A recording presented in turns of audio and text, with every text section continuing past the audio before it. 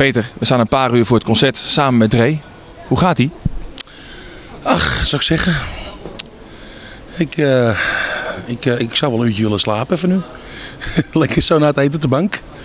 We zaten net even wat eten en eigenlijk klaar te stomen voor zo direct. Voor het grote gebeuren maar om 9 uur. Ja, ik heb heel wat keren mogen staan al hier in de arena natuurlijk. Maar dit is weer een avond op zich. Ik bedoel, het één groot voordeel van deze avond vind ik wel dat het een positieve avond moet worden. Lekker gezellig feestje vieren.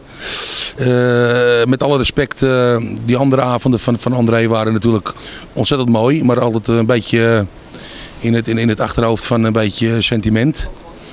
En ik denk dat het nu gewoon tijd is om die knop om te draaien en gewoon een lekker feestje ervan te maken. Dre is in mijn carrière mijn leidraad geweest eigenlijk. Ik ben ooit begonnen met liedjes met talentenjachten van André Hazes.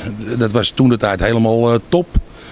En eigenlijk in mijn hele carrière door is André aan de top geweest. Dus eigenlijk heel mijn leven heb ik met André te maken gehad. En ja, is gewoon heerlijk.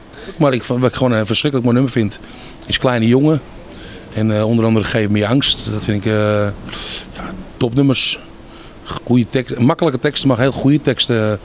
Dus heel goed van begrip.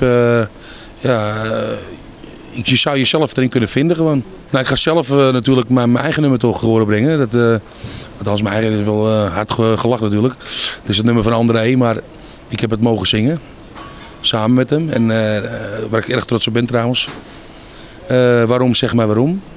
En ik heb met Wesley en met Walter en natuurlijk met Kleine Dreetje nog een aantal medleytjes waar we gaan doen. Dus we zijn flink van de partij vanavond.